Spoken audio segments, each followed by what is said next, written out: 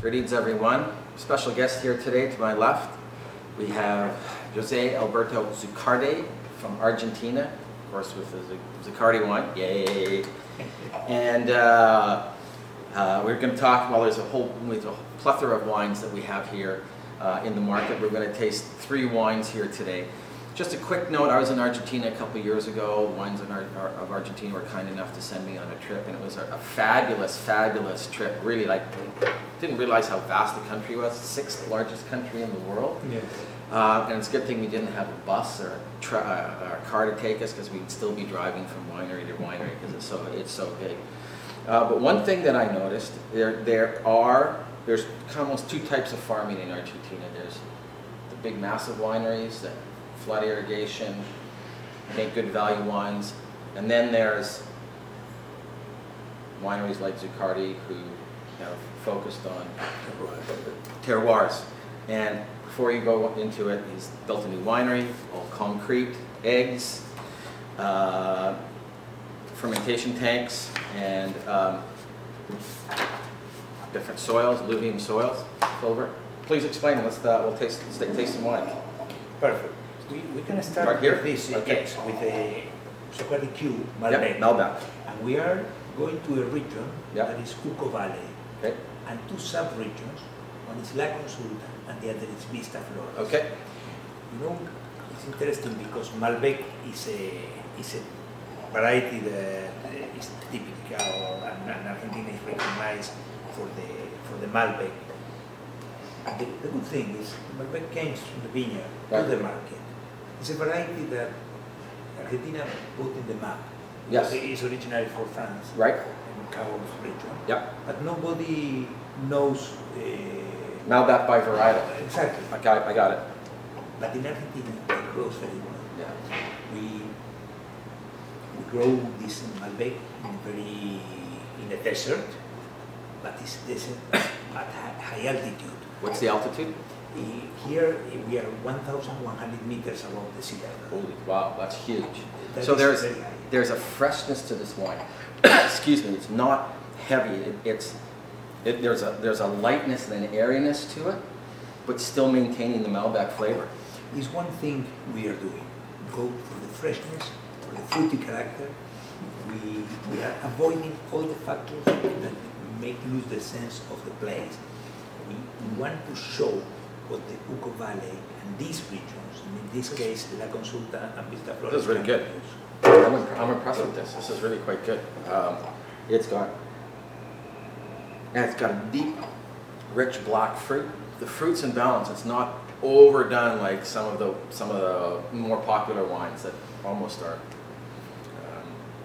a little bit too high in alcohol, a little bit too mouth coating. This kind of dances on your. We are running it's out good. of the overripe, good. Of the over extraction, yeah. and a lot of oak. We don't want that. We want to show what is Malbec from this region. Full flavored. It's lovely. That's lovely. Okay, let's look at what's the Tito. Tito is a wine with a strong family content. Okay. My father was a founder of the company. Yeah. His name was Alberto. Yeah. And when he was a child, he was called Tito. Tito. Perfect. Then my son, Sebastian, did this wine yes. in honor of my father. His main characteristic, he was an innovator. Yeah. And Tito is a wine where the grapes come from a place called Paraje Altamira. Easy for you to say. Okay. It's very nice. Altamira is a very nice region. Right. But the main characteristic of this area yep. are the chalky soils. Okay, yeah. And when you see, look, yep. it is the soils from Altamira. Right here.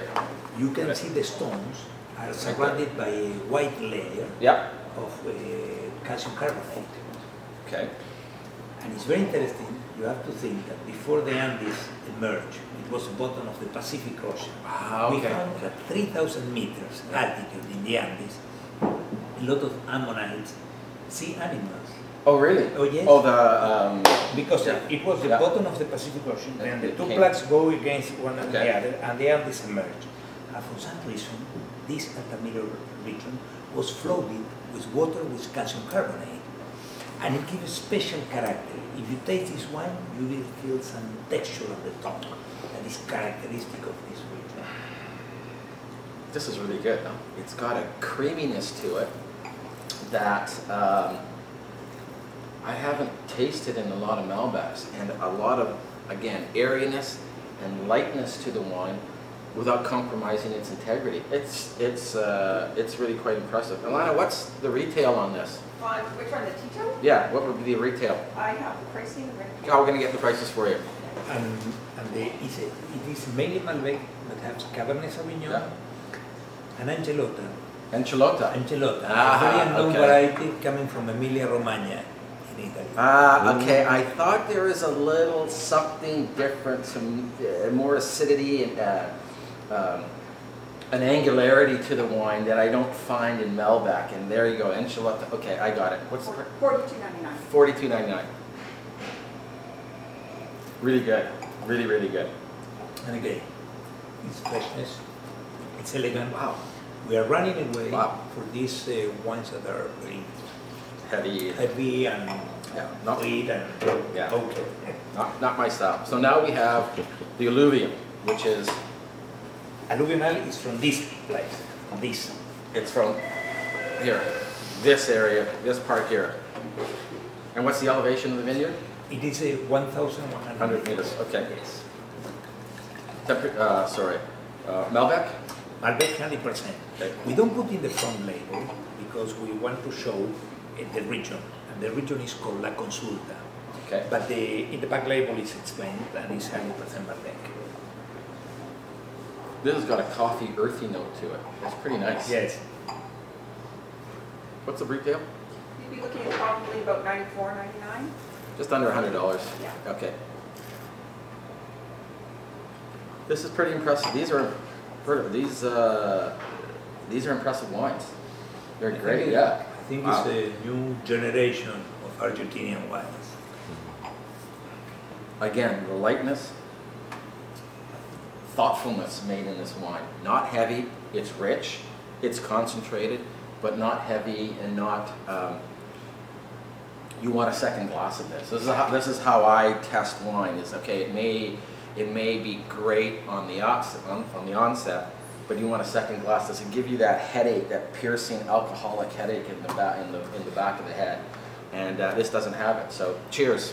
Thank you very much for coming to Vancouver. Really pleasure. And a couple of things. For those of you who haven't been to Buenos Aires, I highly recommend it. It's a pretty cool city. And there's a great bar that you have to go to called Florista Atlantico. Do you know where it is? Floreria Atlantica. Floreria Atlantica. Floreria Atlantica. And it's a flower shop with wines like here up on the back shelf. And there's this big steel door, and you open it up, you go downstairs, and it's like a speakeasy. And if you're wondering where all the cool people are in Buenos Aires, they're down there. And the food is fabulous. You have to have a reservation, and the drinks are great. And it's like you're going into this speakeasy. It's written, it's fabulous. And there's this lady who writes this blog called Pick Up the Fork about Argentina and the hot places to go, and that's where we found it. It's really, really good. The founder of this bar is called Julian Diaz, and Yeah. he's a very good friend of ours. Okay, well, It's wonderful. and the place rocks. So if you want to have some fun in Argentina, you can go there. And you probably come back at home 4 o'clock in the morning, the sun's coming out, and you wouldn't know it because it's so dark. Anyway, cheers. Thanks. Sure.